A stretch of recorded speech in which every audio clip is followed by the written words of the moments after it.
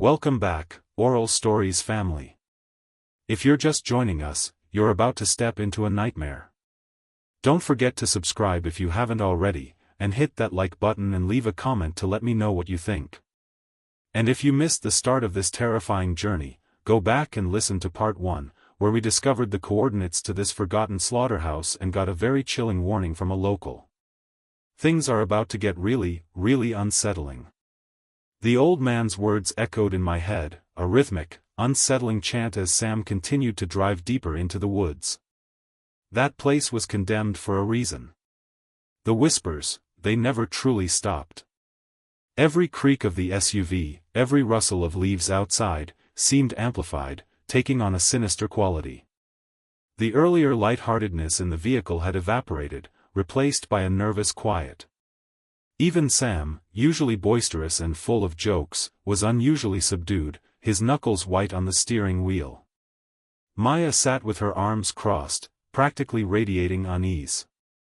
Chloe kept glancing out the window, her camera clutched in her lap, but she wasn't taking pictures anymore.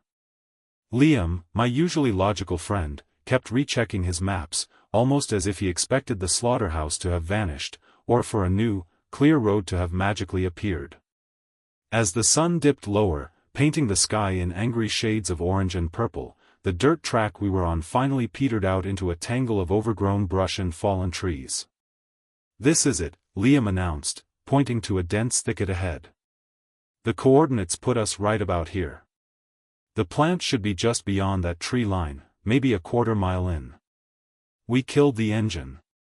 The sudden silence was deafening, broken only by the chirping of unseen insects and the distant caw of a crow. It was the kind of quiet that felt heavy, pregnant with unspoken things. We gathered our backpacks, cameras, and emergency gear, the weight of them feeling heavier than usual. The air was thick with the smell of damp earth and decaying leaves, but beneath it, a faint, metallic scent seemed to cling to the breeze. I tried to dismiss it, telling myself it was just the smell of an old industrial site, but a part of me recognized it, the unmistakable tang of blood. Pushing through the dense undergrowth, we followed Liam, who led the way with a machete, clearing a path. The trees here were ancient, their branches gnarled and twisted like arthritic fingers. The light grew dimmer, swallowed by the thick canopy overhead, making it feel as if we were descending into an eternal twilight. After about 15 minutes of navigating the increasingly challenging terrain, Liam suddenly stopped, holding up a hand. "Look," he whispered, his voice barely audible. Through a break in the trees, a massive, dark shape loomed against the bruised sky. It was enormous, a hulking silhouette of rust and corrugated iron, sprawling across what looked like acres of land. The slaughterhouse. It was even bigger than it had looked on the satellite images. Its sheer scale was imposing, almost oppressive. The building was a labyrinth of interconnected structures, chimneys jutting into the sky like broken bones, and long, low warehouses stretching out into the gloom. Rusted pipes snaked across the exterior, some broken and dangling like severed veins. Windows, or what remained of them, stared out like vacant eyes. This wasn't just abandoned, it looked like it had been violently ripped from its purpose and left to rot. "Holy cow," Sam breathed, his earlier bravado replaced by genuine awe. "That's something else." Chloe, ever the professional, instinctively raised her camera, but then lowered it again, as if the sheer grimness of the place was too much to capture. "It's so desolate," she murmured. As we got closer, the details emerged from the shadows. The main entrance, a cavernous opening, was boarded up with rotting planks, but some had fallen away, revealing a gaping maw. The metal siding was streaked with rust, like weeping wounds. Vines, thick as my arm, had begun to reclaim the structure, slowly pulling it back into the earth. It was everything we had hoped for in terms of aesthetic decay, a perfect backdrop for our urban exploration video. Yet, there was something else. Something that twisted the excitement into a knot of unease in my stomach. As we circled the perimeter, looking for an easier entry point, I noticed something odd. While much of the exterior was a monument to decay, there were sections that seemed different. Patches of corrugated iron looked newer, almost like recent repairs. And near what looked like a loading dock, a patch of ground was surprisingly clear of debris, as if someone had recently swept it. There were even tire tracks, faint but discernible, leading off into the deeper woods where no marked road existed. "Guys, look at this," I said, pointing. "Some of these parts don't look quite as abandoned as the rest." Liam, always pragmatic, shrugged. "Probably scavengers. People strip these places for scrap metal all the time." But Maya shook her head, her eyes scanning the area. "These aren't old tracks, Alex. They look fresh." Then there was the smell. As we got closer, it intensified. That same metallic tang, no longer faint. It wasn't the smell of old rust or stagnant water. It was distinct, sharp, and unmistakably the smell of blood.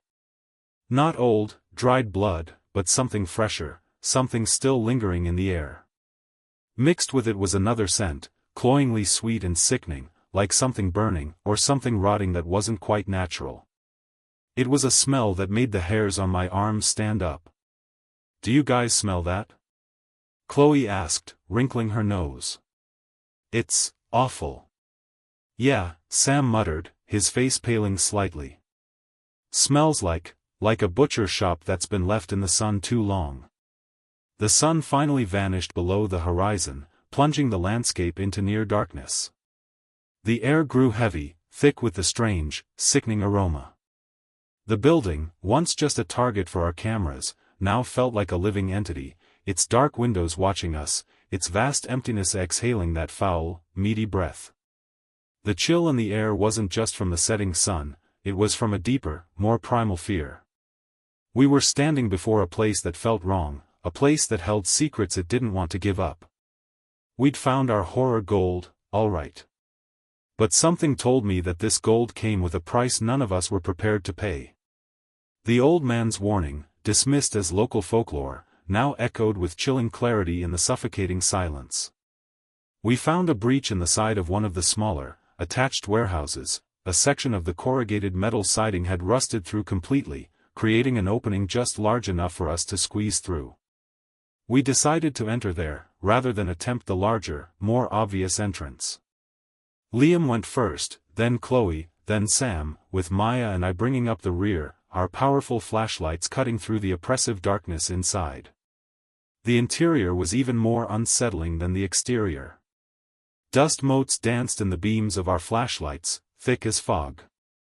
The air was stale, cold, and still carried that cloying, metallic smell that now seemed even stronger, more present. The silence inside was profound, broken only by the crunch of our boots on scattered debris, broken glass, chunks of concrete, and what looked like brittle, dried animal droppings. The ceiling was high, lost in shadow, and the vast space echoed with every sound we made. It felt less like an abandoned building and more like a tomb. "All right, let's stick together," I said, my voice sounding unnaturally loud in the echoing space. "Liam, you lead with the drone. Chloe, get some stills. Sam, keep an eye on R6. Maya, stick close to me." We moved slowly, cautiously, our flashlights sweeping across rusted machinery, overturned tables, and dark, unidentifiable stains on the concrete floor. The plant was a maze of processing rooms, chilling pens, and vast, empty spaces where livestock once moved.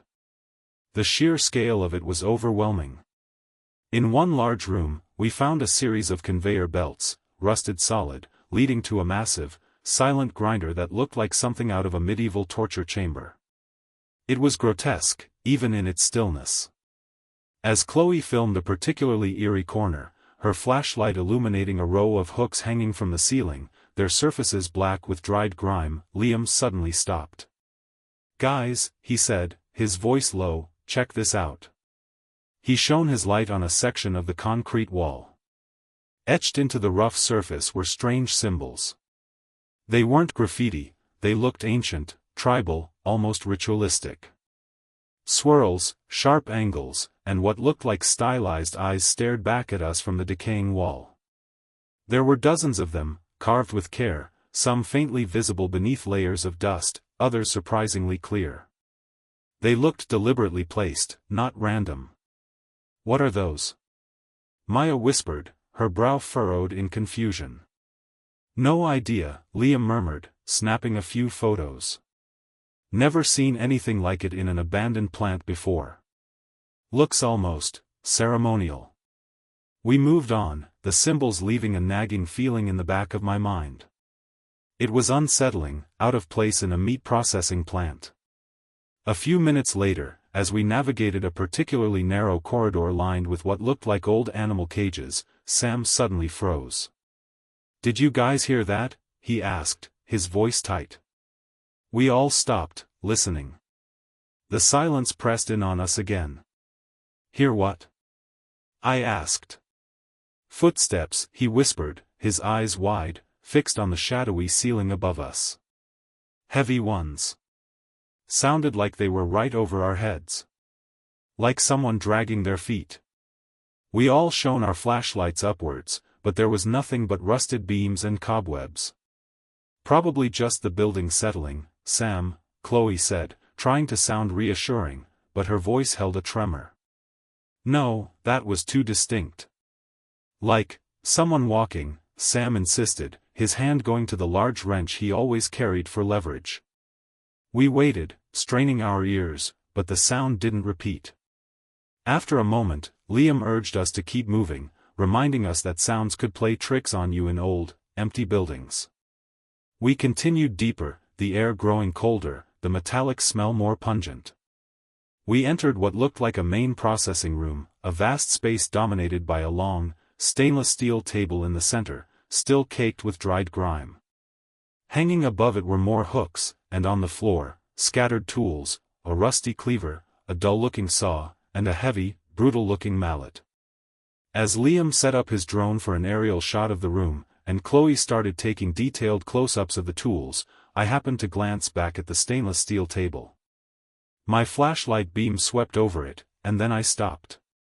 My breath hitched. "Guys," I managed, my voice barely a whisper. "Everyone, look." They turned their flashlights to where mine was pointing. On the surface of the old processing table, clearly visible against the dull metal, was a fresh, dark stain. It was distinct, wet, and unmistakably red. It hadn't been there a minute ago when we first entered the room. It was the color of fresh blood. A small, dark pool, glistening faintly in the beam of my light. It looked like someone had just placed something there, something that bled. The silence that followed was absolute, heavier than before, filled with unspoken terror. The metallic smell in the air now felt less like a general odor and more like a direct assault, pressing in on us from all sides. Sam's earlier claim of footsteps suddenly felt chillingly real. My heart hammered against my ribs, a frantic drumbeat in the sudden, horrifying realization. This place wasn't just abandoned. It wasn't just old and creepy. Something, or someone, was here. And whatever it was, it had left a fresh, bloody calling card. The thought that we weren't alone, that we had stumbled into a place that was still in use, sent a shiver down my spine that had nothing to do with the cold. This wasn't just urban exploration anymore. This was a nightmare bleeding into reality, and we were trapped right in the middle of it.